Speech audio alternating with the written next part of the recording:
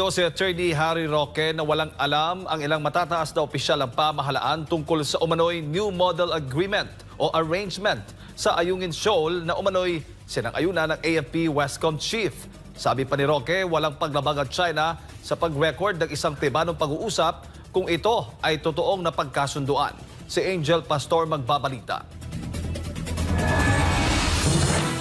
Kinontra ng dating tagapagsalita ng Malacanang ang naging pahayag ni Department of National Defense Secretary Gilbert Teodoro na may nilabag raw ang China sa tahasang pag-record ng isang pribadong pag-uusap sa pagitan nila at ng umano'y military official kaunay sa isang kasunduan sa West Philippine Sea. Kapag sinabi mong nag-wartap, totoong nagkaroon ng kasunduan. Hindi nyo ba naisip yun? Ayan, di ba? Sinasabi nila ng China na mayroong secret agreement din itong gobyerno natin. Itong DND, nakipag-secret agreement din sa kanila. O anong ginagawa? Itinatanggi.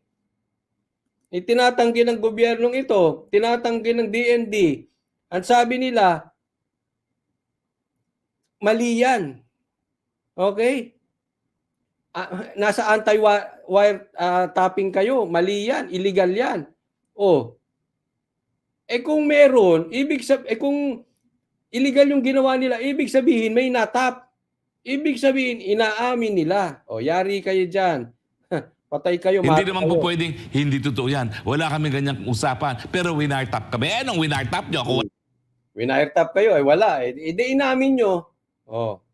Lagot. Wala kayong kasunduan. Hello naman, no? Ayan po ang transcript. Bakit yung mapapa... Ito, kung nababasa nyo, ito transcript. Sabi ng Chinese diplomat, I understand that's the result of their discussion and of course, you will only transport food and water or humanitarian subsistence.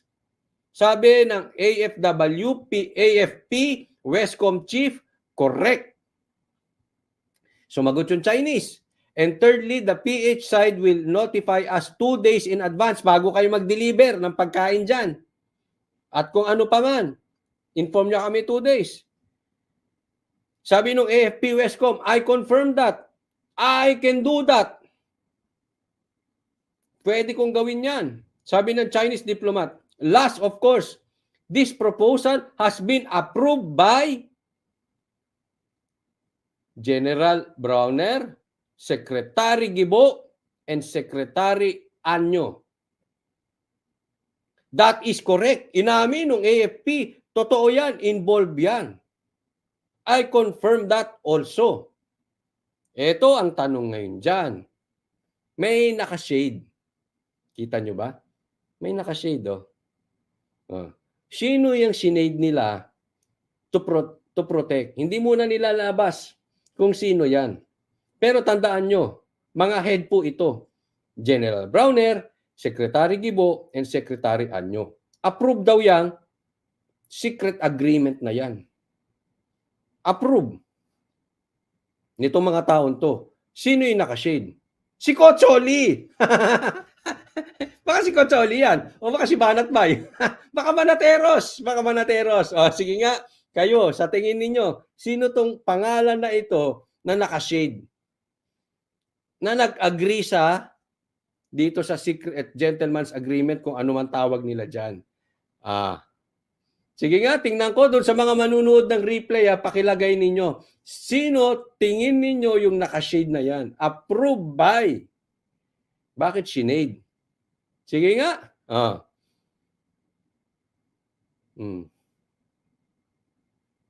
Nako, sabi dito, ang haba. Nakashade, di ba? Para sa akin, alam nyo, yung agreement na yan, wala namang masama eh. Dapat nagkakasundo kayo. Kaya lang may problema. May problema. Coach Oli, ang gulo-gulo mo. Sabi mo, okay naman yung agreement na yan, walang masama. Kaysa naman mag-away-away, mag-agree na lang kayo. Bakit may problema? Ito, pakinggan natin. Naku, ang dami lumalabas. Approved by Bangag. Sino yung Bangag? Hindi ko kilala yan. Sabi, ang daming sinasabi dito, approved by Bangag. Naku, sino ba yan? Ewan ko. Bakit yung sasabihin sinungaling, walang ganyang agreement? Ano bang gusto nyo mangyari? Na tuluyang magbombahan tayo? Tuluyang mukhang kawawa yung mga Ako, yan yung sinasabi ko. Gusto ko niyang agreement na yan. Hindi tayo dapat magtuloy. Bakit tayo sasali sa gera? Sa kakaunting pwede namang ayusin. Sa kakaunting problema. Hahayaan natin mamatay ang mga Pilipino. Wala tayong kalaban-laban doon. Pilipino natin na binobomba. Sinabi ni Roque kung magkakaroon ng investigasyon sa mga kasunduan sa panig ng Pilipinas at China kung ito nga ay labag sa saligang batas, ay mas importante raw na pag-usapan itong New Model Agreement. Bring it on! Pag-usapan lahat ng kasunduan. Pero ang nakaka-intriga talaga is itong new model. Bakit ipinasok? Bakit itinatanggi ngayon? At sino ang nasa... Tinan mo bakit pinasok? Kasi mahihirapan talaga tayong makipag-away sa China. Yan ang tanong ni Atty. Roque. Para sa akin yun ang sagot ko. Bakit itinatanggi ngayon? Yan ang problema. Sige. likod ng pagtangging ito? Hindi rin kumbinsido si Bakit Roque tinatanggi at sino nasa likod ng pagtangging ito? na hindi alam ng DND, NSC Hindi alam ng DND. Department of National Defense, bakit hindi nila alam? at maging ni Marcos Jr. ang tungkol sa umano'y New Si Marcos, hindi daw alam. Model Arrangement sa Ayungin Shoal na umano'y sinang-ayunan ng AFP Westcom Chief Vice Admiral Alberto Carlos sa pahintulot ng matataas na opisyal ng pamahalaan. Sinabi pa ni Roque kapag nakasulat ang isang agreement, kinakailangang ipakita rin ang kasunduan na full powers dahil ito raw ang pruweba na mayroong kapasidad ang isang tao na pumasok sa usapan sa ngalan ng Pilipinas. Hindi ako maniniwala na ang hepe ng AFP Westcom ay papasok sa kasunduan na wala siyang otoridad. Ayun, ako rin, I agree. Yung AFP Westcom, pumasok yan. Bakit? May go signal yan sa ibabaw. Hindi yan basta papasok. Makikipag-usap sa China ng agreement? Sino ba yan? 'Di ba? Hindi, may bossing yan. Kaya nga biglang nag-leave, 'di ba? Hinahanap para mahinga ng panig. Yun ang sabi, biglang nag-leave. 'Di ba? Hindi natin alam. Baka itinago. Huwag ka manahimik ka muna dyan. Kami na muna ang sasagot. Baka magkamali-mali pa. Kapag sinabi niya na meron siyang authority, naniniwala ako doon na meron siyang authority. AFP Westcom Chief, walang otoridad galing sa kanyang amo na DND. Meron yan, Atty. Roque. Di ba, Atty. Roque? Huwag nga kami binobola nyo. May authority yang galing sa ibabaw. Galing sa NSC at galing sa presidente.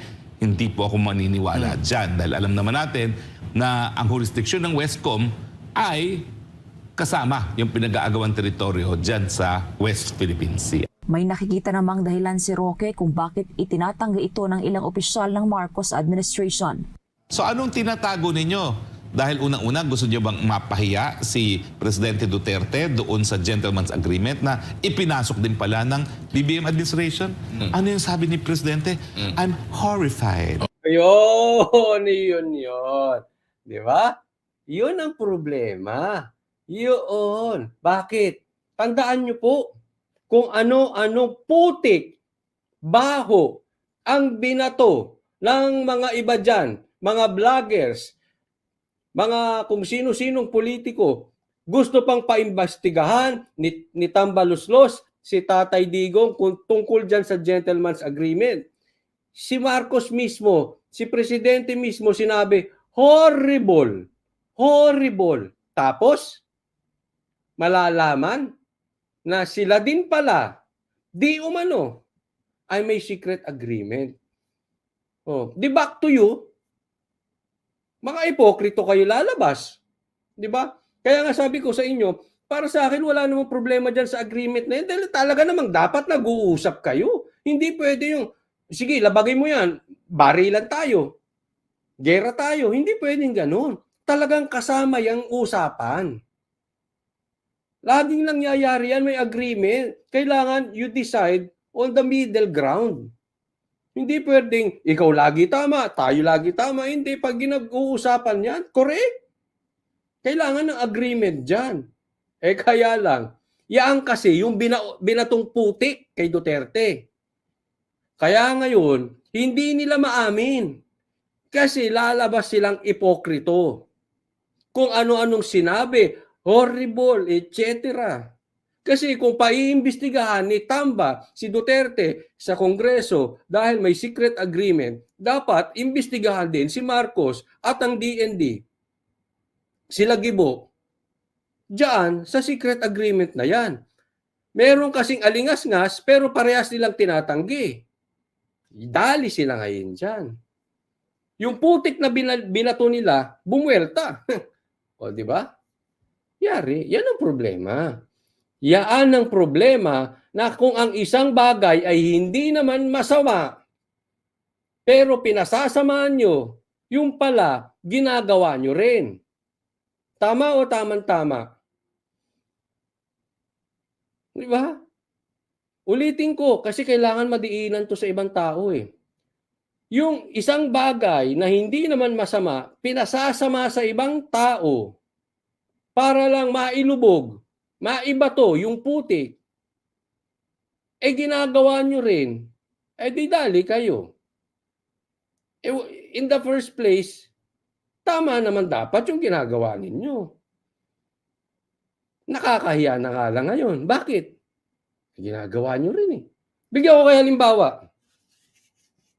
Bintang ako sa inyo ng bintang ng ano, adik kayo, yung pala ako adik. Diba? Pangit. Pero hindi yun eh. Yung binibintang ko sa inyo, maganda naman.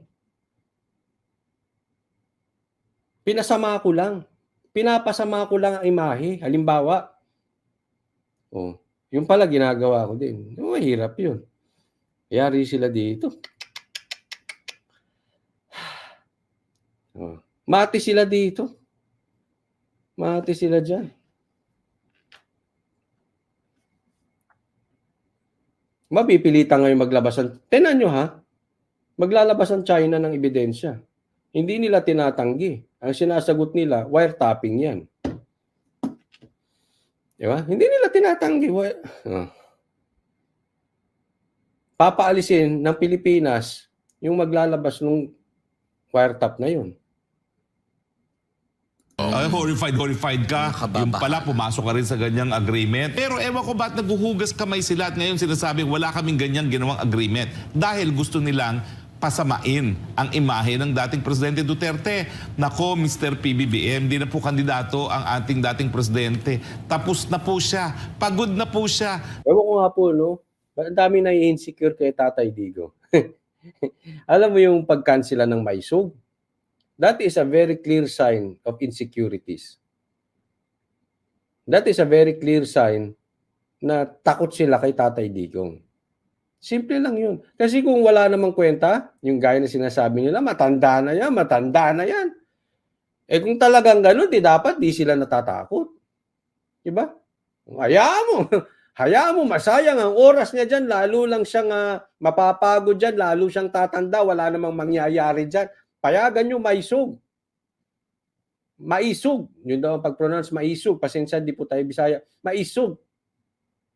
Dapat nga, encourage nyo. O sige, mag-rally kayo. Linggo-linggo na mapagod dyan si Tatay Digong nyo. O, gano'n na sigaw nila eh. Sige, lahat ng Freedom Park, bibigay ko sa inyo. Kayo na.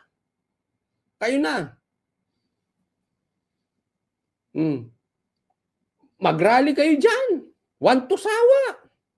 Diba? Kung talagang sa tingin nila matanda na si Tatay Digong, kasi simple. Kung talagang honest opinion, mapapagod si Tatay Digong doon. Yan yung sinasabi ko sa gobyernong ito. Ang lagi nilang salita ay kabaligtaran sa ginagawa. Laging ganun. Madalas ganun. Kaya tuloy, ang taong bayan nagagalit. Kasi yung expectation versus reality, hindi nangyayari. Iba yung sinasabi, iba yung nararamdaman. Tumataas daw ang ekonomiya, dumadami trabaho. Ha? Saang banda? Saang banda gumanda ekonomiya? Dami raw nahuhuling droga, nababawasan daw ang droga. Saang banda? Saang banda sa Pilipinas yan?